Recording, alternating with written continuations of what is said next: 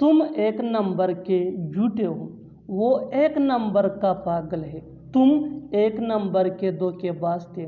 ऐसे जुमले हम अपने डे टू डे लाइफ यानी रोज़मर्रा ज़िंदगी में ज़रूर बोलते या सुनते हैं। इन जुमलों के लिए इंग्लिश का ये स्ट्रक्चर यूज़ होता है, सब्जेक्ट प्लस हेल्पिंग वर्ब जिसको ऑक्सिलरी वर्ब भी कहा जाता है। ये टेंस या सब्जेक्ट के मुताबिक होता है, प्लस आ plus number one plus other words. अच्छी तरह समझने के लिए कुछ मिसालें देखते हैं।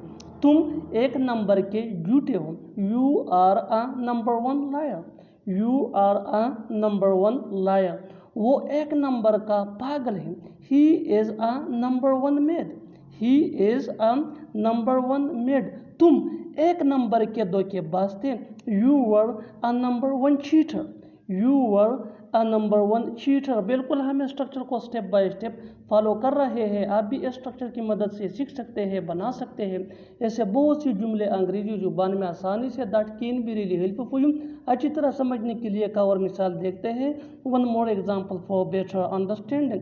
वो एक नंबर का नालायक इंसान है, वो एक नंबर का नालायक इंसान है।